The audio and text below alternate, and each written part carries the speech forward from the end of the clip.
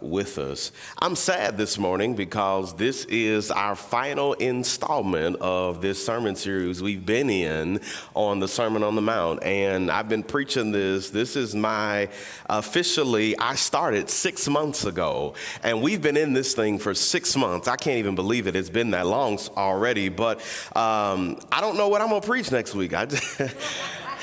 Every week, I just knew, all right, we're going to flow. No, I know what we're doing next week, and I'm excited. We're going to be doing some things for the end of the year that I hope are very practical to us, and I'm hoping that based on the conversations that we'll have over the next 3 weeks, that it will be inspirational to you as well. If you are a member of Mesa, stand to your feet where you are. This is the first Sunday. We're doing the first and the fourth Sunday. This is our encourage one another opportunity. You have 90 seconds.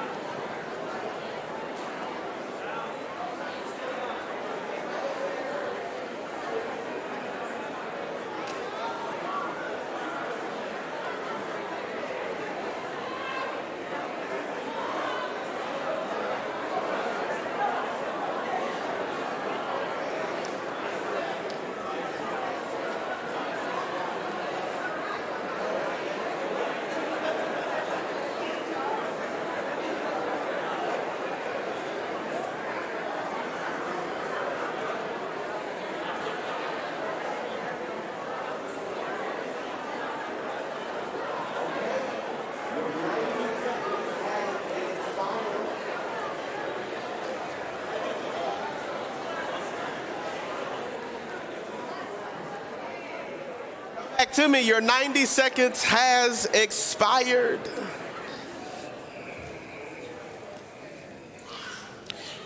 Thank you all so much for being so willing to come back so quickly. It's an amazing thing. Typically, I would do a song right through here, but my sinuses are just saying, absolutely not, buddy. So we gonna get through this one, but I appreciate you all for coming back, and I didn't have to get the hunting dogs out and run everybody to their seat. But thank you all for coming back to us. Matthew chapter 7.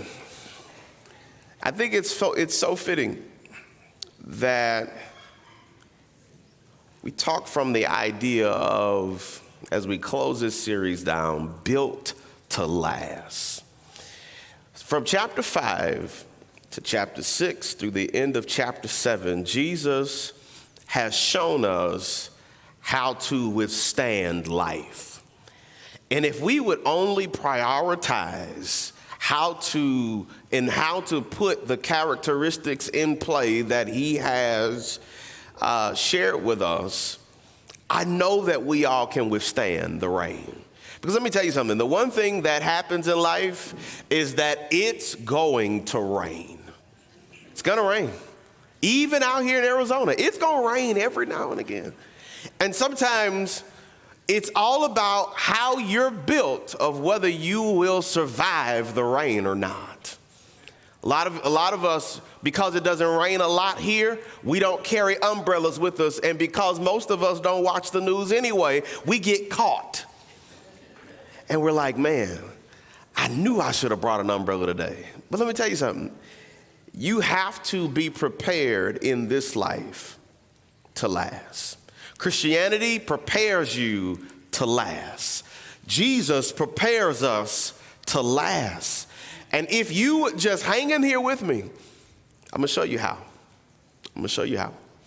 So Calvin's already read the scripture, so I'm not going to reiterate that. But Jesus closes this sermonic monologue by reiterating the hearing and the doing. Jesus, in essence, tells us that, do you want to know if you know you're wise? He says, if you want to know that you're wise, I need you to know that there are two things about being wise that every wise person has to be able to have and be able to put within themselves. Number one, can you hear? Because let me tell you, wise people don't talk all the time. Wise people actually do a whole lot of listening and very little talking. That's wise. If you talk too much, you probably are not wise. Just being honest. But then not only can you hear, but then the question is, will you respond to what you heard?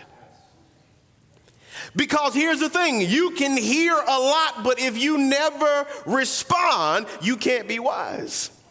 Because when you are listening for something, and when you're listening to something, or when you're listening to God speak to you through the word, he's asking you to now respond, right? So the key to the parable here is that what you hear should motivate you to respond. James said it this way. He says, but be doers of the word and not hearers only. He says, because if you're only a hearer, you only deceive yourselves. He says, because for if any of hearers of the word and not doers, he says, they're like those who look at themselves in a mirror. For when they look at themselves and when they go away immediately, that's so crazy to me, they forget what they look like. Think about that. He says, but those who take into the perfect law, the law of liberty, and persevere, being not hearers who forget, but doers who act, they will be blessed by their doing. That's James. So understand, James is reiterating what Jesus has been telling us for the last 3 verses. Is he says, stop just listening, and I need your listen to spring you into action. So here it is, verse number 24, 25. Jesus reiterates that he says, in essence, I am more concerned about your walk than I am your talk. This is a reiteration because Jesus wants us to do right. And I know that sometimes that doing right is hard, but Jesus says, I want you to do right. I don't just want you to say the right thing or say things the right way. But Jesus says, I need for you to do right. I need for what you heard to be right. I need for you to stop hearing it, internalizing it, but when you internalize it, you never do anything with it. Jesus says, do right. You heard right, do right. And the reason you do right is because life will eventually happen. If you've lived long enough, and when I say long enough, you can be 13 and live long enough to know that life will happen. You say, what is life will happen? Life will do what life is meant to do, and that is mess with you. I know that ain't good English, but it is what it is. Life will mess with you. Life knows how to get you because life knows what you like. So understand, Jesus says, I need you to do right. I need you to be right so that when life starts messing with you, I need you to be able to stand upright until life is done with you. Because let me tell you, life has a way of learning you and then giving you what it learned. But it won't learn the best of you. It will learn the worst of you and then present the worst of you to you. And think about Think about the idea when life presents the worst, and then because it presents the worst is so attractive that it's hard for you to say no to the bad in you. Jesus says, listen, if you would just get over yourself and just do right, you will survive when life happens. Because listen to me, practicing obedience builds us on Jesus, so that when life happens, Jesus will have some credit to use with you. You know why life is so hard a lot of times? It's because you've never allowed Jesus to build on you to where when life happens, he doesn't have any credit to use in your account. And think about it. Nobody in here does this, I know this. But when you go to the bank and you know that you got $3 in there, I know none of us in here swipe that card for 10. I know we don't. We go get the $3 we got and go on about our business. But Jesus says, but how can I work in your life? How can I purchase things in your life? And you have never built your account up with me. Think about this. Just because you attend church does not suggest that you are building your account with God. You can be here as often as you like and never build your credit with God. And then when life happens, you expect God to work off of nothing. And it just don't work that way. Jesus says when you do right, he says when you function right, when you perform right, he says when you are practicing obedience, you're just building your account so that when I need to transact and keep you standing upright and give you something to work with, he says I got something to work with because you have been building this whole time. Think about it. Sometimes we ask God for miracles of things that we know we haven't done, but we promise him if he gets me out of this one this time, I promise you I'll be better the next time. But think about it. And I ask you to raise your hand because I know it's a lot of us in here who've done it. How many of us came through on that promise? Because here it is. A lot of times we tell God what we ain't gonna ever do again just to get out of it. And then as soon as it get good again and everything done settled down, guess where we are again? Right back at it. But Jesus says, just do right. Can y'all do? Just do right. He says that when you do right, God got something to work with. Because here it is, I just shared it with you. In life, rain's gonna fall. In life, heavy rains are gonna fall. In life, the more it rains, the greater chance it floods. When it floods, if your foundation is bad, guess what? You could wash away. So think about it. When you're built on Jesus, the rain is still gonna come. See, that's why I need everybody to get that. We have this thing in our life, in our walk where we say in Christianity, because I'm built on Jesus, rain ain't ever gonna come. Let me tell you, it's coming, and guess what? It's gonna bother you too. Because it does. Think about it. We walked outside yesterday, and though it was drizzling, that rain, it was just annoying.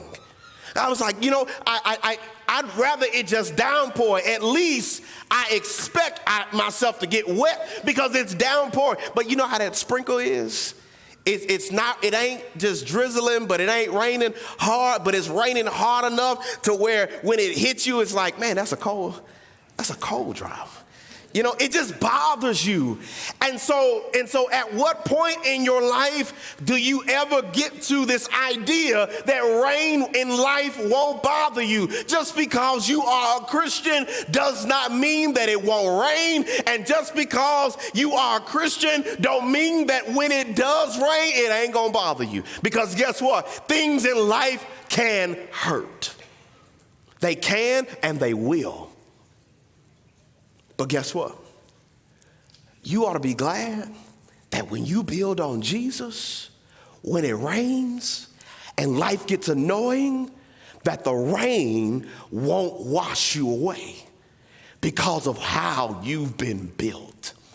Listen, we have a lot of people in here today that will testify right now and say that, man, if I wasn't built on Jesus, I know I would have washed away years ago. But I thank God that whoever showed you Jesus showed you that when you build on Jesus, it can rain, it can flood, but you can still be standing and be found standing. So here it is, verse 26. I want you to notice in verse 20, verse 26, verse 24. Here's what I got in my study this week. I want you to notice that you have two builders. You have a wise man and you got a foolish man.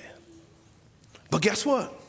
Have you noticed that they both built houses?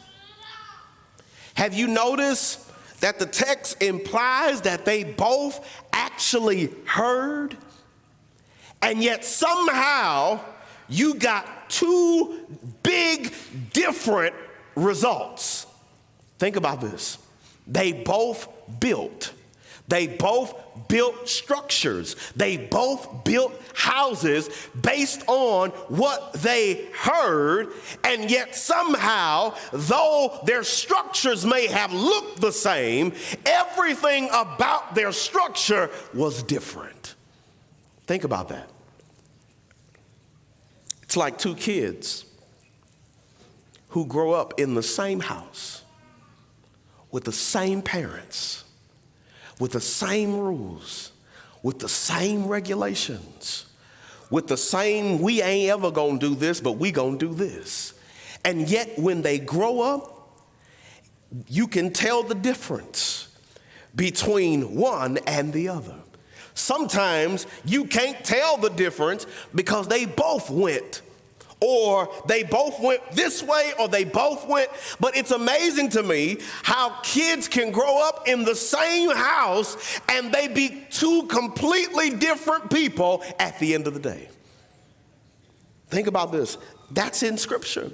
You got two men who are building houses, heard the same thing, and yet somehow one of them thought, I need to build my structure on rock. The other one thought, man, it sure would be nice to have a beach house.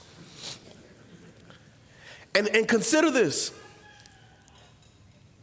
It was to a point where both of them had the blueprint. One of them used it, and the other one interpreted how he thought it was and said, I want it this way, and because I want it this way, this is how it's going to be. But check this out. Just because you build don't mean the house is good. Are y'all hearing that? Because let me tell you something. You can build on some good foundational concrete. And if you let that thing sit too long, or if you throw the foundation out there and then it rains while it's still trying to set, guess what? That ain't no good. Because think about it. I can have the right stuff and still build the house wrong. Think about this. You can have a whole bunch of knowledge and do nothing with it. So listen, the downfall of the foolish man is that he speaks well, but his character never changes. Think about it. He can rattle it off one by one. He can tell you precept upon precept. He can tell you the rights and the wrongs of the Scripture. He can tell you the rights and the wrongs of the power of God. But he never allows what he knows to change his character. What a what a waste it is for God to be available and you never use him. What a waste that is for God to be available, for you to avail yourself, but you never walk away with anything that challenges you to change who you are. Because think about it, when you build, the purpose is that whatever comes, whatever in life comes, whatever happens in your life, whatever happens along your journey, because let me tell you something. I think I've said this before, but I'm going to say it again. Life is just flat out hard sometimes. So whatever shows up, whatever comes, when you build correctly, you remain standing when whatever comes leaves. Think about it. There are going to be people in your life who are going to come, and they're only there for a season. And they're really only there to test what you've built. There are going to be people in your life who are going to come with no more intent other than to test your relationship with God. Consider that. Testing your relationship with God. You say your relationship is here, and there will be people who come into your life just to test where you say that relationship is. So you have to, when you build, you can't just put up anything. If you know anything about building, you know you just can't throw up everything either. There has to be some time spent in what is purposefully being built. So look at verse 29. He's done, and so I'm done. When Jesus had finished these words, the crowds were amazed at his teaching. In that time, they taught using authority from the teacher or the rabbis. But they were astonished and astounded because he was teaching as one having authority and not as their scribes. Jesus says, I don't need that. I'm the Son of God. I don't need to teach on their authority. I got my own. So here it is. Listen, what we've learned from the message, not just today, but in its whole entirety. This is what I took away from the message. That number one, familiarity never can beat practice. I'm familiar with Jesus, but guess what? Your familiar can never beat your practice. If you've never been in the trenches with God, then just because you're familiar don't mean that you know God, because God is learned in practice. I don't just know God by what I heard or what I read. I know God by what I've experienced with him. Let me tell you, that's why they always said to us growing up, listen, you gotta know God for yourself. Because when you know God for yourself, what you know is not based on what you heard, but what you know is based on what you've experienced. And listen, I thank God that they told me growing up, boy, you better know God for who he is on your own. Because one day, what you go through in life, what you heard is not going to be good enough to keep you in it. You have to know by your experience.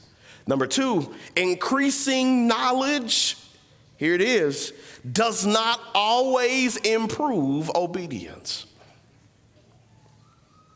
Understand that. Because at what point do you say, you know what? Character in Christianity is a choice that I have to prioritize. So if I increase my knowledge, but my obedience never improved, it's because my character in my Christian faith was never prioritized. And let me tell you, you won't ever get better until God becomes a priority. Okay, let me help the other ones. You won't ever get better until God becomes the priority. If God is not the priority, you'll never get better.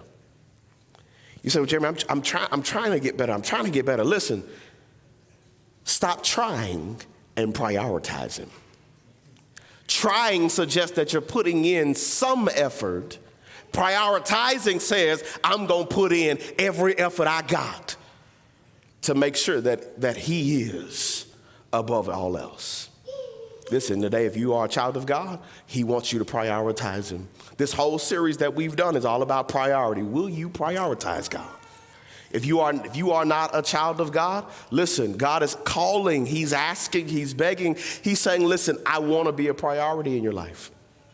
Because life is hard without Jesus. Let me tell you, you just don't know it's hard because you ain't never had life with Him. You get life with Him and you'll never then be able to imagine life without Him.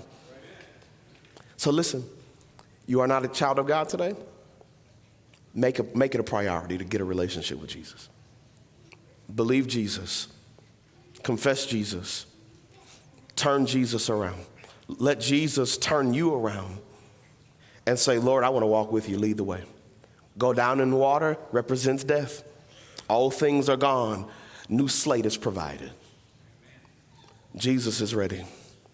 The question is today, are you? We're going to sing a song of